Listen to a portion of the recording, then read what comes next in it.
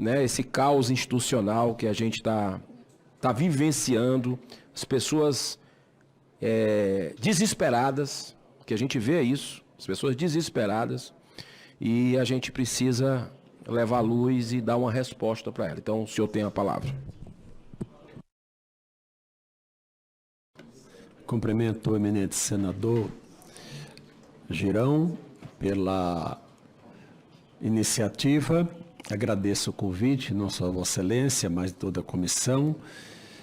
Cumprimento a todos os presentes, as mulheres, permita cumprimentar na pessoa da minha eminente amiga Bia Kiss, uma brilhante representante do Distrito Federal, e da vítima Bárbara, que está aqui à mesa, vítima do sistema. Cumprimento o Staque, vejo aqui também, o meu deputado federal, o Tony, meu irmão em Cristo, que é mais uma vítima. Eu me tornei um ator involuntário de toda essa história. Não tenho redes sociais, os que me conhecem de perto, como a Bia e outros aqui.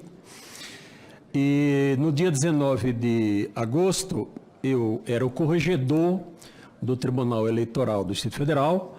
Eu anunciei que iria aposentar porque, evidentemente, eu não iria cumprir as determinações do senhor Alexandre de Moraes. Eu disse...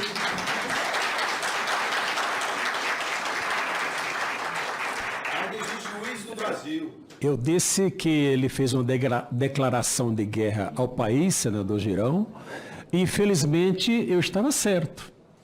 Ele está, senador Renzi, está guerreando contra o país, está vencendo algumas lutas, mas eu creio que ele não terá a vitória final. A vitória final será do povo brasileiro.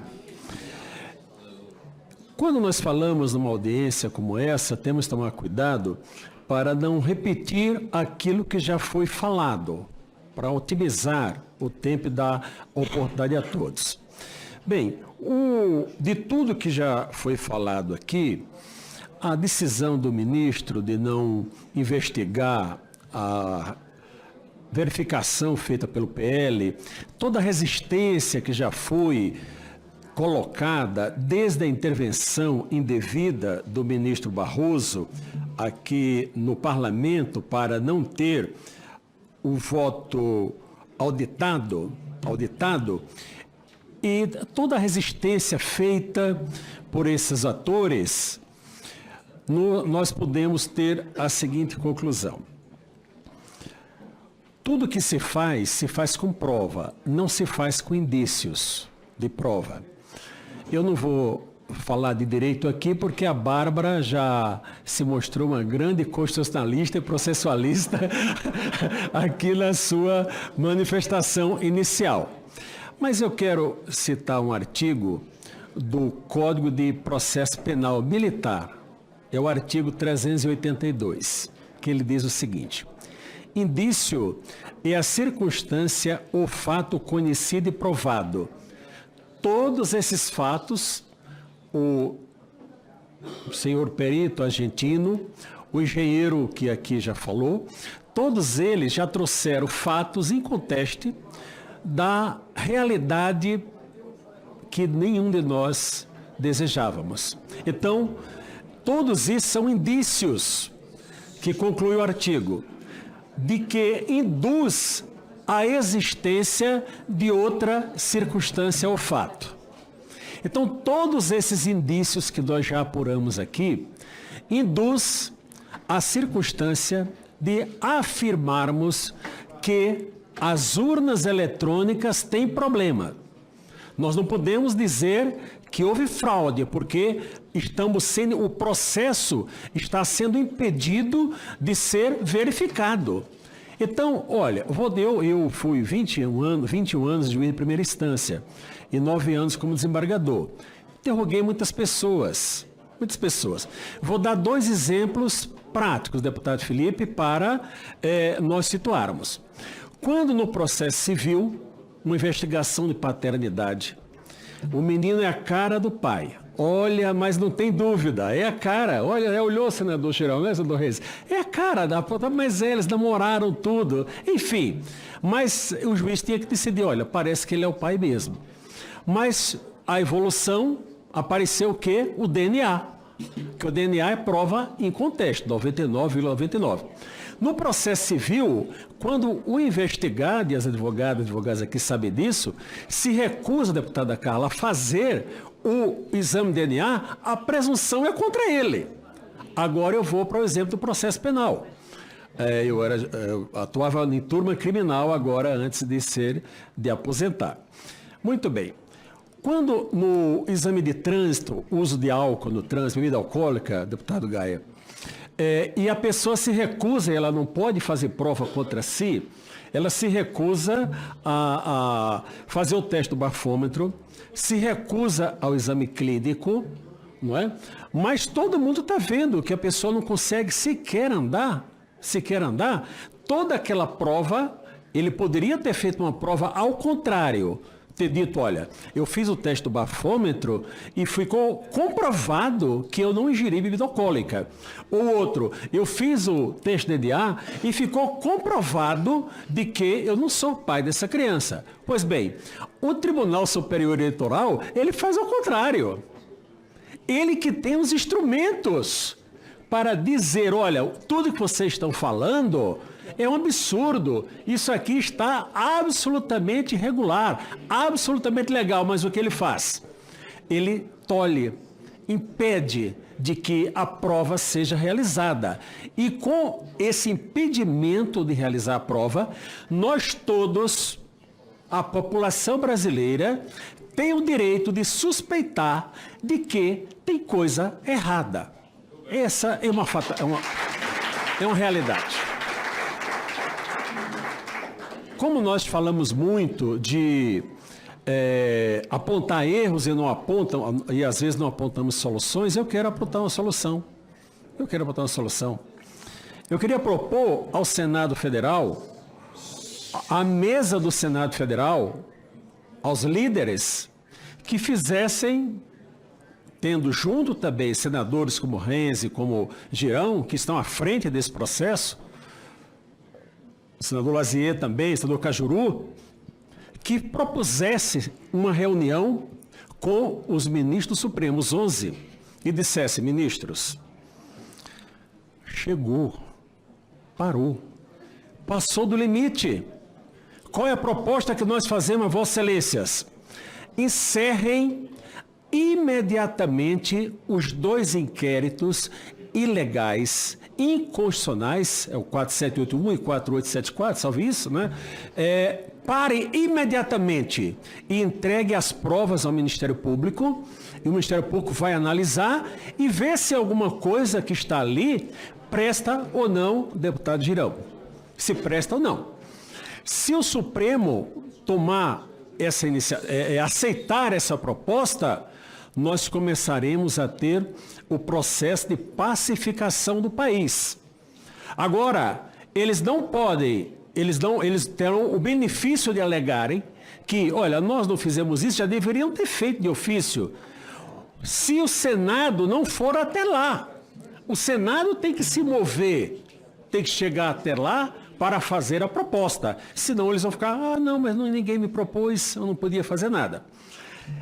É possível que eles aceitem? Não creio. Mas tem que haver a tentativa. Por que eu não creio? Porque todas as ações, e aí eu não vou detalhar muito, Gustavo, porque é consenso nacional de que o senhor Alexandre de Moraes já praticou muitos crimes. Usurpação de função pública. Ele exerce, para conseguir uma água, eu agradeço, ele exerce a função de promotor de justiça, de procurador da República, de juiz de direito, então de delegado de polícia, senhor delegado da Polícia Federal, isso é usurpação de função pública.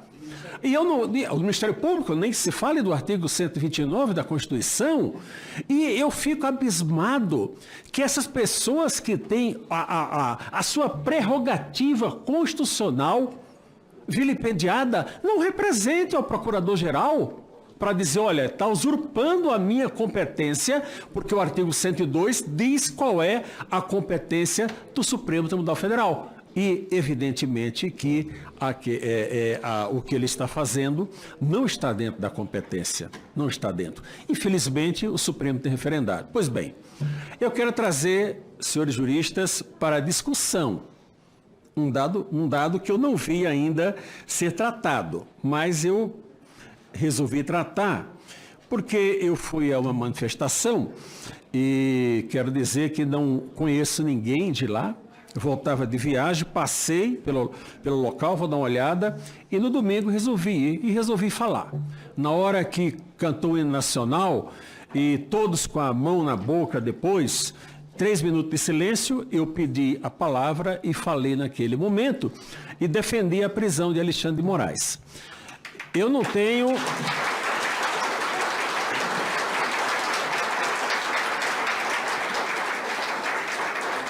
Eu não tenho redes sociais. Minha comunicação é só por WhatsApp, não tenho nenhuma rede social. Mas uma filha minha me disse, olha, pai, alguém escreveu aí que vai dar 3 dias para você estar em público se retratando. Eu estou aqui reafirmando, ao invés de me retratar.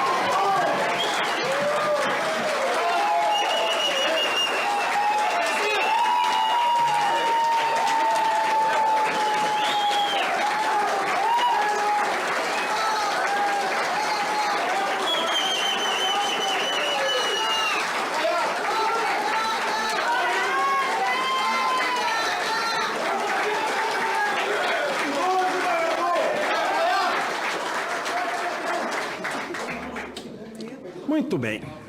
Muito se fala contra a polícia, seja ela civil, militar ou federal. Enfim, olha, a polícia tortura, faz e acontece. Eu vou ler aqui um artigo, eu vou ler a lei de tortura. A lei muito antiga, 9455 de 97. Diz que constitui crime de tortura, inciso 1, inciso 2. Submeter alguém sob sua guarda, poder ou autoridade. No momento que o ministro Alexandre de Moraes coloca empresários, 43 pessoas que estavam lá, Oswaldo Eustáquio, Alain, Carla, todas essas pessoas, dentro do inquérito 4874, Bia, Gustavo, todos. No momento que ele coloca as pessoas dentro do inquérito, essas pessoas estão sob a sua autoridade. A partir daí, elas estão sob a sua autoridade. Eu continuo, estou lendo a lei. Com emprego de violência não é, ou grave ameaça. Gravíssima ameaça. Ameaça de cercear a liberdade ou lhe retirar o patrimônio. Qual ameaça? Retirar a sobrevivência das pessoas, desmonetizando, enfim. Isso é uma gravíssima ameaça que ele está fazendo. Aí continua o artigo. De forma a aplicar castigo pessoal, no meu caso, ou medida de caráter preventivo. É uma medida de caráter preventivo porque ele está dizendo, olha, eu te coloquei onde não devia, para preventivamente você não praticar um ato que eu reputo, olha, sob ameaça você não praticar um ato que eu reputo como antidemocrático, quando na verdade ele é que está sendo antidemocrático neste país. Mas tem o 4º item deste inciso. O quarto item, ele diz aqui, impondo, vamos ver aqui, intenso sofrimento físico, não é o caso, até é no caso do Oswaldo Eustáquio, intenso sofrimento físico ou mental. Eu ia dizer, senador Girão, senador Reis, vamos convidar aquelas pessoas todas que tiveram redes sociais cerceadas, liberdades cerceadas, patrimônio com construção, patrimônio bloqueado, para ficar mais simples, se elas estão tendo algum sofrimento mental. Se elas chegarem e disserem, não estou, eu me desculpe e retiro. Mas ao ouvir a Bárbara, que aqui chorou e mostrou a indignação da violência que ela está sofrendo, eu acho que nem preciso fazer essa pergunta para dizer que eles estão sob intenso sofrimento mental. E eu quero dar o crédito ao deputado Daniel Silveira, porque eu assisti numa entrevista dele, e ele falou, olha, tudo bem, o desembargador pediu a prisão, mas o juiz só pode ser preso em flagrante delito por crime inafiançável ou mediante ordem judicial. Mas o artigo 312 do Código, e aqui é um crime inafiançável, o artigo 312 do Código de Processo Penal estabelece como um dos requisitos para decretar a prisão a garantia da ordem pública. Também a reiteração criminosa, também é motivo. E é simples, um exemplo da Lei Maria da Penha, quando o homem agride uma mulher, a pena é ridícula, é pena de detenção, devia ser mais forte, mas é de detenção. E quantas pessoas, faça uma pesquisa aqui do Distrito Federal, nas penitenciárias, meu tempo está acabando já? Quanto tempo, quantas pessoas têm com prisão preventiva para quê? Para que não voltem a delinquir. É isso. Então eu digo que o senhor Alexandre Moraes, ele está praticando reiteradamente crimes. Toda decisão que ele profere de forma ilegal é um crime. Se essa decisão está valendo, o crime está acontecendo. Ele decretou, mas já passou, não. Se está valendo, prevalecendo a decisão, o crime ele está acontecendo, né, deputado Zé Medeiros, e é flagrante delito. Mas olha, mas isso aí é de detenção. Bom, qual seria o melhor caminho? O melhor caminho, senhores senadores, senhores parlamentares, público presente, seria o Senado Federal já ter tomado uma providência. O senhor presidente do Senado, com todo respeito, senador do Praxedes, Vossa Excelência está prevaricando. Vossa Excelência está prevaricando.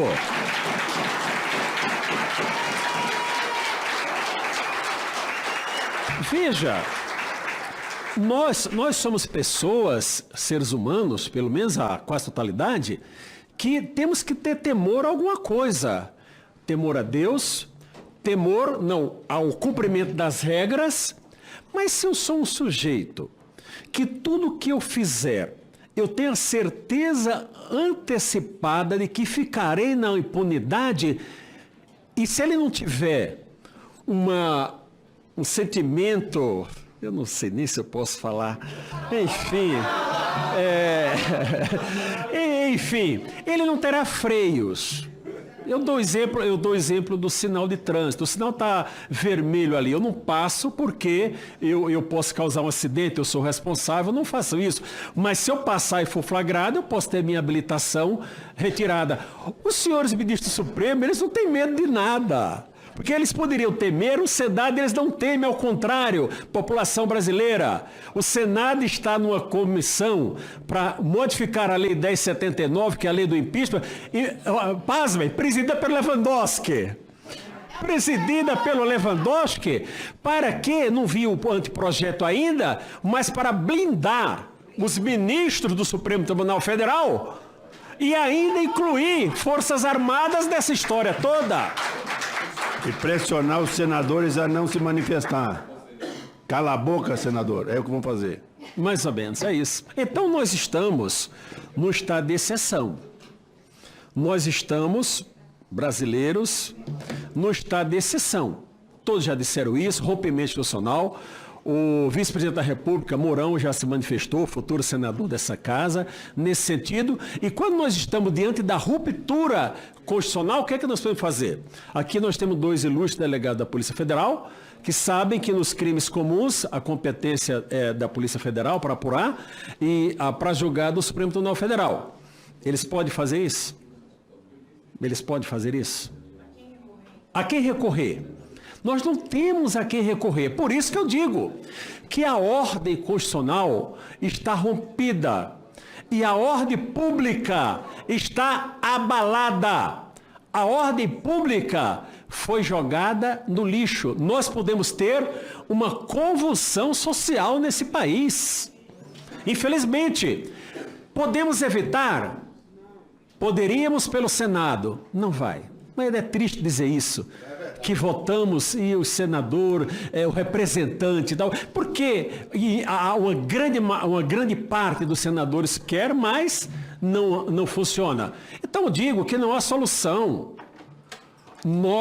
A sociedade brasileira, sofreu um golpe praticado pelo Supremo Tribunal Federal.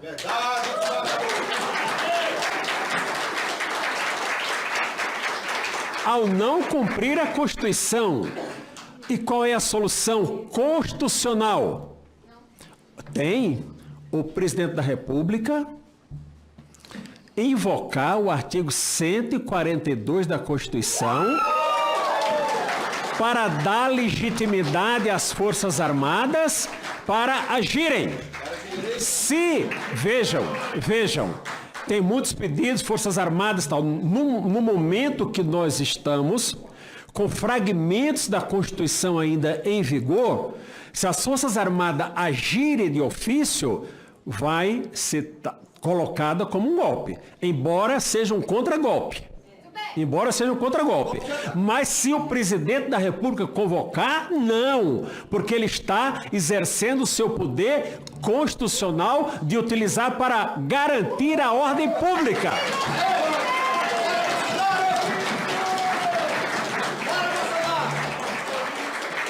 Essa é a realidade que nós estamos vivendo. E para concluir, senador Girão, eu vejo que com a composição atual do TSE, não tem solução.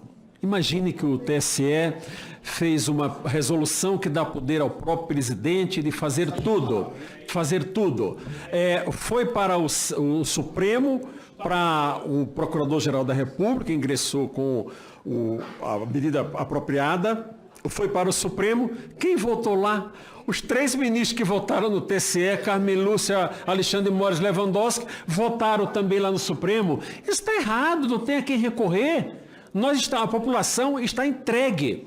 Então, o presidente da República tem até o dia 31 de dezembro, e todos nós temos que ter paciência, para exercer o seu papel constitucional. Se ele não o fizer, chegaremos 1º de janeiro e aí a rua vai dizer o poder que o povo delegou para que o parlamento exercesse, o parlamento não está exercendo. Então, o povo, eu acho que do estágio que nós estamos, poderá exercer diretamente. E nós não sabemos onde o nosso país vai parar. Eu falo isso, senhoras e senhores, com muita dor no coração. Muita dor no coração. Eu larguei minha carreira, eu poderia ficar mais 8 anos no tribunal, mas eu não poderia participar desse processo e dizer, olha, eu fui um corregedor da Justiça Eleitoral e carimbei decisões absolutamente ilegais. Eu vou, mas agora para concluir mesmo agora é de verdade. O Brasil comemorou 200 anos de independência há dias atrás. Nós fomos novamente colonizados por um império chamado Supremo Tribunal Federal. Basta esperar. Quem será que dará um novo grito de independência ou morte? Muito obrigado.